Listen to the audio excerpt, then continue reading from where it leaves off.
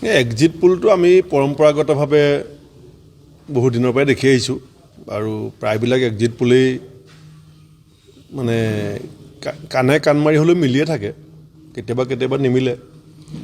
সেইকাৰণে exit pole সম্পৰ্কত মোৰ ক'বলগীয়া একো নাই।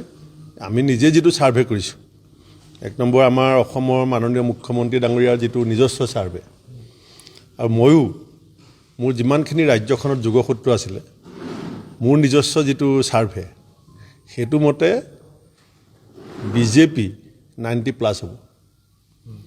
মই নিজে যিটো মানে খবৰ খাতি চাৰিওফালৰ পৰা লৈছোঁ, কাৰণ আপোনালোকে জানে যে মোৰ এটা যোগসূত্ৰ ৰাজ্যখনত আছে, চব দলতে আছে। চব দলকে খবৰ লোৱা হিচাপত মই কৈছোঁ 90+ বিজেপিৰ হ'ব, আৰু বিহপুৰীয়া সমষ্টিটো 90,000+ ভোট বিজেপিয়ে পাব। ব্যৱধান মই নকওঁ, সেইটো মই ইমানকৈ কোৱাটো উচিত নহয়, কিন্তু মই এইটো জানো যে বিজেপি দলে সন্মিলিত শক্তি যিটো আমি খেলিছিলোঁ, তাৰ কাৰণে 90,000 ওপৰত ভোট বিহপুৰীয়া সমষ্টিত বিজেপিয়ে পাব। ঠিকে আছে, এক্সিট পোলটোতো ধৰক বহুত ধৰণৰ এক্সিট পোল হৈ আছে, সেইটোলৈ মই 50-50 মানটো পৰাজয় বুজোৱা নাই, মানে অনুমান কৰিব পৰা নাই, পূৰ্বানুমান কৰিব নোৱাৰাৰ কাৰণে 50-50 কৰিছে, সেইটো মোৰ আপত্তি কৰা নাই। আৰু মই বিচাৰিছোঁ যে কংগ্ৰেছ দলটো 4 তাৰিখে 11 বজালৈকে MLA হৈ থাকক, গৌৰৱ গগৈ 4 তাৰিখে 11 বজালৈকে চিফ মিনিষ্টাৰ হৈ থাকক। সেইটোতো 100% আপোনালোকে জানেই।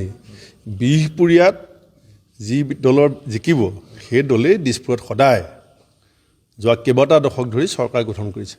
প্ৰেম বৰা বৰদেউতা যেতিয়া ইণ্ডিপেণ্ডেণ্ট জিকিছে, তেতিয়া দিছপুৰত হেং এছেম্বলি হৈছে। এতিয়াতো আমাৰ ইয়াত ইণ্ডিপেণ্ডেণ্ট যদিও আছিলে, তেওঁলোকে এই যুঁজত নাথাকিলে, গতিকে ৰিজাল্ট ওলাই আছে। মইতো আগতেই কৈছিলোঁ যে উত্তৰ অসমত যদি এখন আসন কংগ্ৰেছে পায় বা বিৰোধীয়ে, আৰু দক্ষিণ পাৰে যদি ব্ৰহ্মপুত্ৰৰ এখন আসন বিৰোধীয়ে পায়, তেতিয়াহ'লে মই কৈছিলোঁ যে আই উইল ফিল প্ৰাউড। এখনটো পোৱাটো মই বিচাৰোঁ, পালেতো ঠিকে আছে, কিন্তু পায় নে নাপায় চাই থাকক, সেইখিনি পিছত ক'ম, এতিয়া নকওঁ।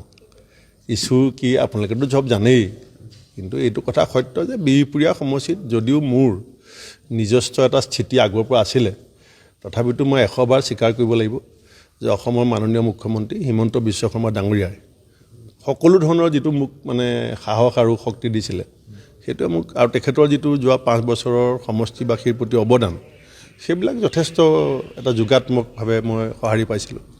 এক্সিট পোলটো আমি পৰম্পৰাগতভাৱে বহু দিনৰ পৰাই দেখি আহিছোঁ, আৰু প্ৰায়বিলাক এক্সিট পোলেই মানে কাণে কাণ মাৰি হ'লেও মিলিয়ে থাকে, কেতিয়াবা নিমিলে।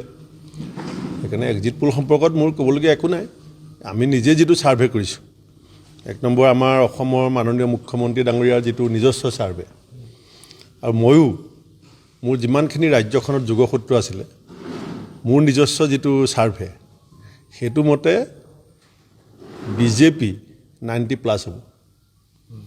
মই নিজে যিটো মানে খবৰ খাতি চাৰিওফালৰ পৰা লৈছোঁ, কাৰণ আপোনালোকে জানে যে মোৰ এটা যোগসূত্ৰ ৰাজ্যখনত আছে, চব দলতে আছে। চব দলকে খবৰ লোৱা হিচাপত মই কৈছোঁ 90+ বিজেপিৰ হ'ব, আৰু বিহপুৰীয়া সমষ্টিটো 90,000+ ভোট বিজেপিয়ে পাব। ব্যৱধান মই নকওঁ, সেইটো মই ইমানকৈ কোৱাটো উচিত নহয়, কিন্তু মই এইটো জানো যে বিজেপি দলে সন্মিলিত শক্তি যিটো আমি খেলিছিলোঁ, তাৰ কাৰণে 90,000 ওপৰত ভোট বিহপুৰীয়া